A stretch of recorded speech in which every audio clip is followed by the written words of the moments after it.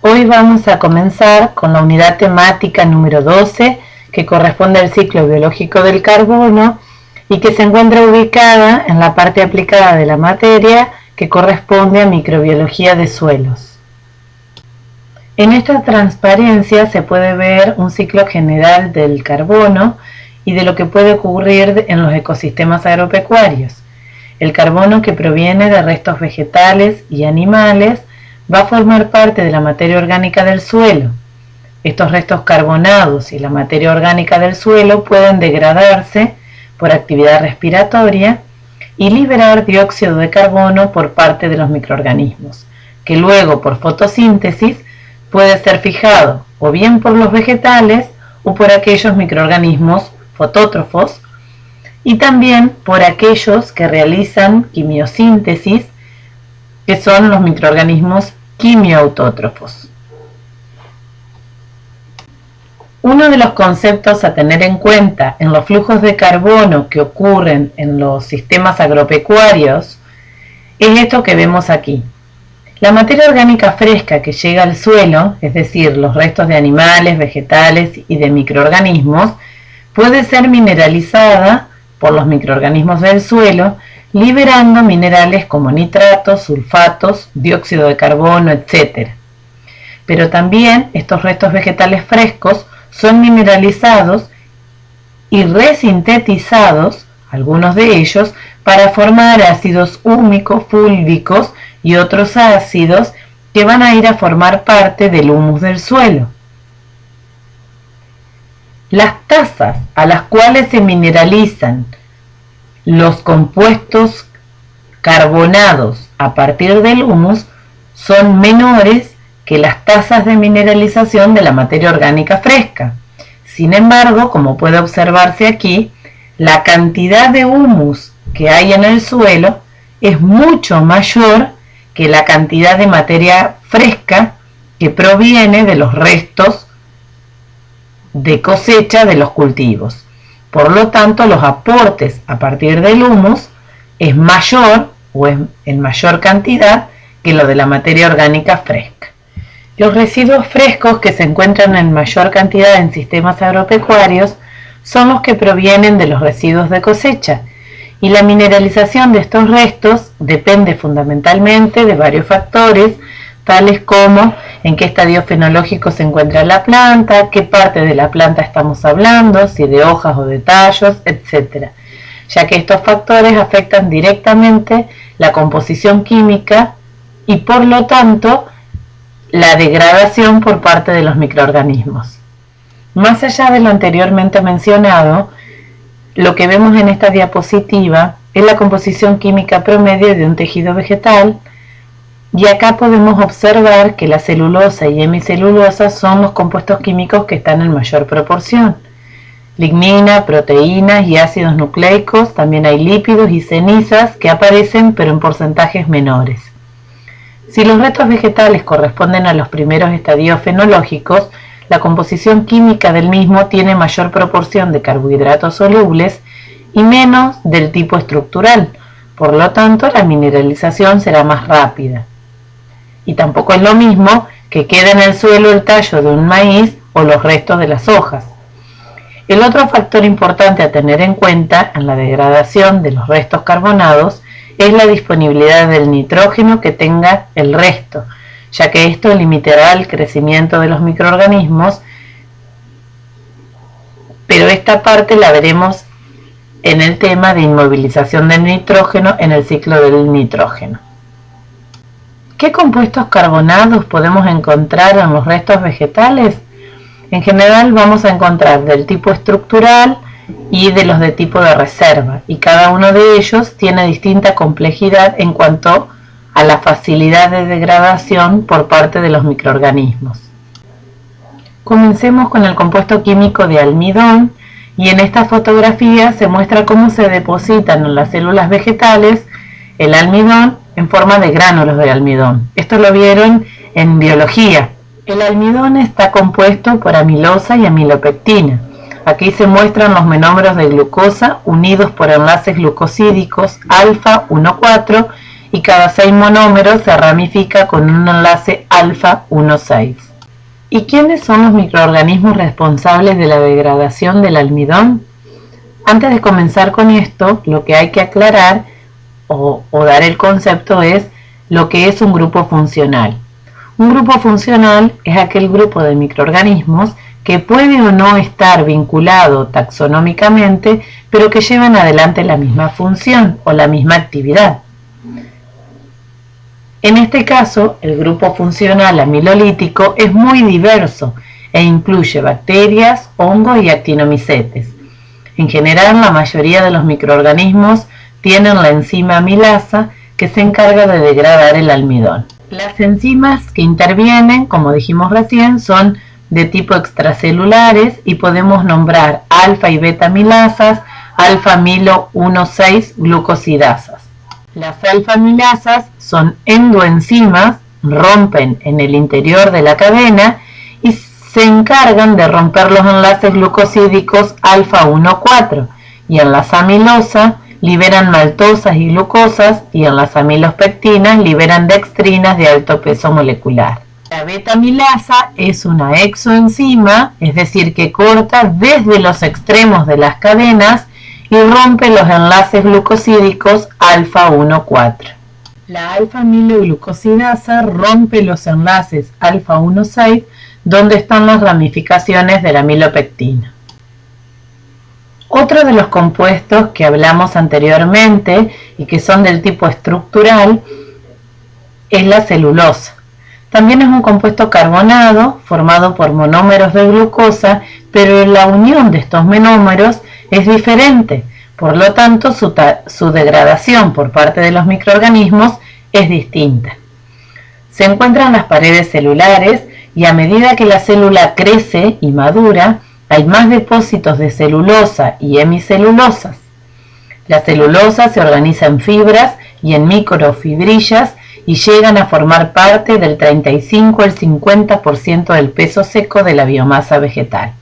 La estructura de la celulosa ya la vieron en biología, pero para recordar, observen que los monómeros de glucosa se unen por enlaces beta 1,4 glucosídicos, que es lo que está marcado en rojo, y a su vez las cadenas lineales de glucosa se unen por enlaces puente hidrógeno entre cadenas lineales. El grupo funcional de celulolíticos es muy variado y está integrado por bacterias, actinomicetes, hongos y protozoos. Las bacterias son activas degradadoras y algunas de ellas actúan como celulolíticos verdaderos, es decir, que atacan a la celulosa nativa y la degradan hasta el final. Los géneros de estos celulolíticos verdaderos pertenecen al género citofaga y esporocitofaga. Este polisacárido es hidrolizado por un complejo enzimático que no está completamente caracterizado y es conocido en su conjunto como celulasas.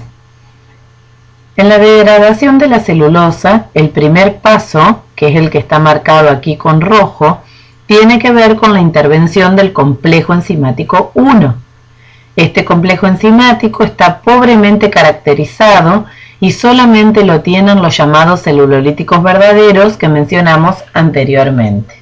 Las enzimas de este complejo enzimático rompen los enlaces puente hidrógeno entre las cadenas lineales paralelas de glucosa y la celulosa queda en un estado llamado celulosa activada. Una vez que se rompen los enlaces puente hidrógeno entre las cadenas lineales de glucosa, la celulosa nativa queda activada y es atacada por el complejo enzimático CX, que está constituido por 3 enzimas que actúan extracelularmente.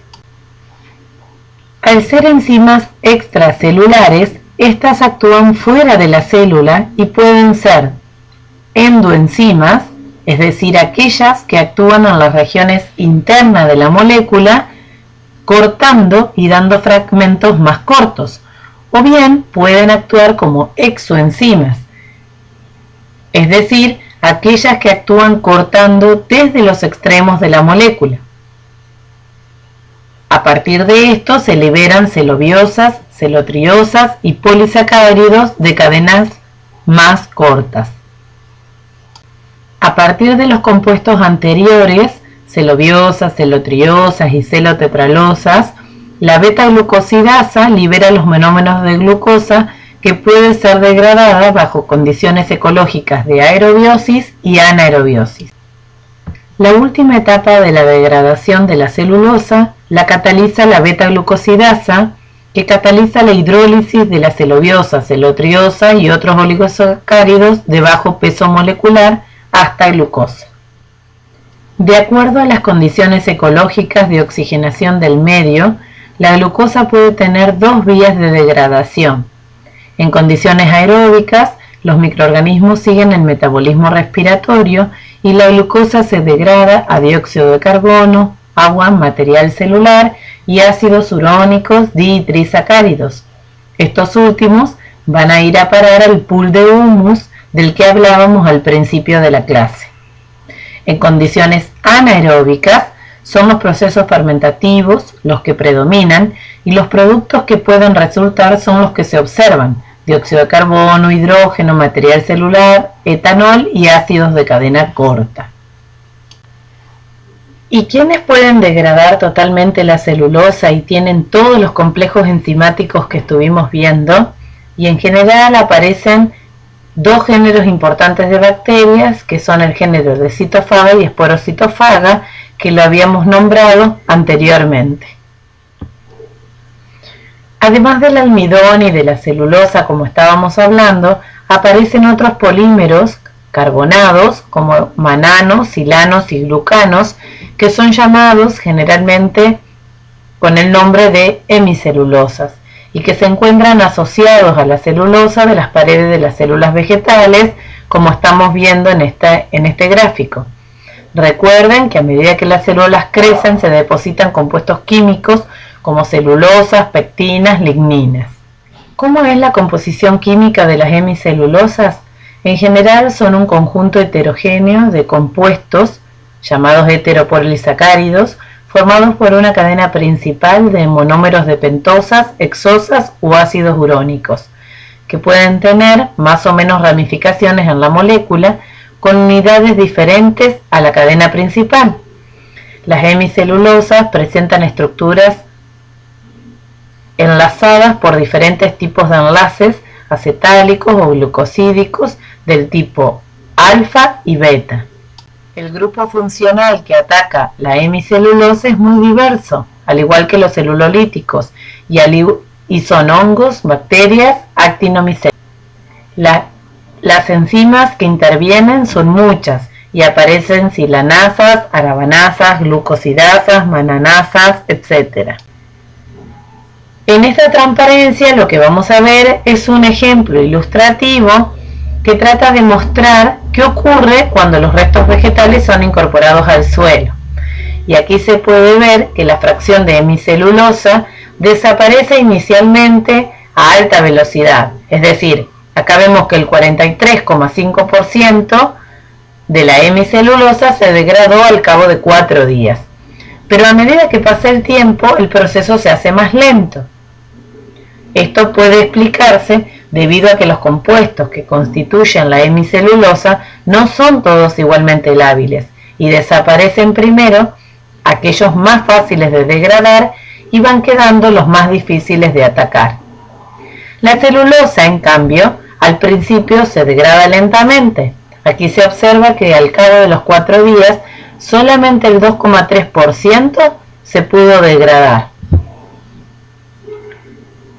Y el grupo de microorganismos que la ataca se denomina flora simógena, es decir, que el número de celulolíticos aumenta a medida que encuentra más sustrato para atacar. Así, se puede observar que el porcentaje es menor, pero a medida que pasa el tiempo, el porcentaje de degradación de la celulosa aumenta e incluso comienza a superar a la hemicelulosa. Si graficamos los datos que estuvimos viendo recién en la tabla, observamos una gráfica de este tipo, y si proyectamos las curvas, vamos a observar lo que dijimos anteriormente. La degradación de la hemicelulosa, que es la curva verde, es rápida al principio y luego se va lentificando.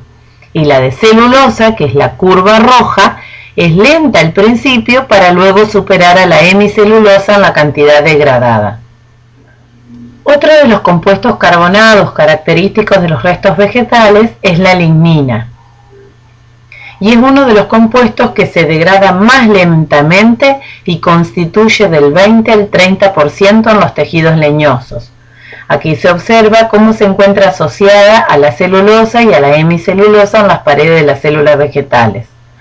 No es químicamente uniforme y tiene una estructura compleja, como vamos a ver en la próxima diapositiva. ¿Cómo es su composición química? En esta imagen se muestra la complejidad de la lignina. Observen que la estructura básica es aromática con anillos bencénicos y polímeros de unidades de fenilpropano. La complejidad del compuesto también está relacionada al gran número de diferentes enlaces que unen los monómeros de la misma.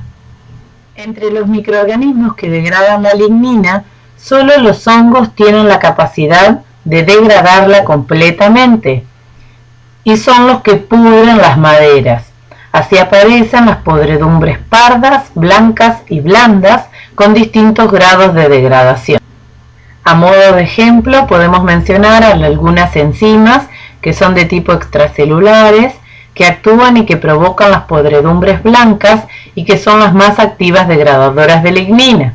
Así van a ver en la bibliografía que aparecen enzimas oxidativas, feniloxidasas, celobiosas, quinona óxidos reductasas, peroxidasas y un montón de enzimas más. En estas imágenes se observan los distintos tipos de podredumbres que aparecen en las maderas. En relación a esto, observen que a los postes de madera a veces se les coloca, los que se utilizan en las casas, a veces se les coloca un antifúngico de manera de prevenir estas podredumbres provocadas por los hongos. Si comparamos las tasas de descomposición de los compuestos carbonados que estuvimos viendo hasta ahora, observamos un gráfico de este tipo. Observen que primero desaparecerían los azúcares simples como el almidón, luego las hemicelulosas, la celulosa y por último la lignina. En cuanto a las condiciones ecológicas donde puede ocurrir la degradación de estos compuestos carbonados, hay que rescatar el tipo de grupo funcional que actúa en cada uno de los casos. Y recuerden que en la mayoría de estos, el grupo funcional era muy diverso.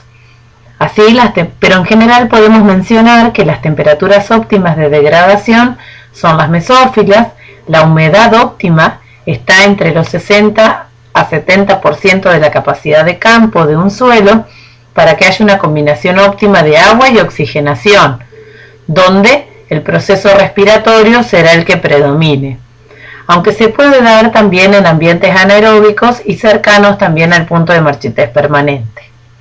El pH óptimo sería el neutrófilo y en relación a los contenidos de arcillas hay que tener en cuenta que la absorción de las enzimas extracelulares a las arcillas del suelo puede ocurrir y por lo tanto no podrían actuar sobre los compuestos.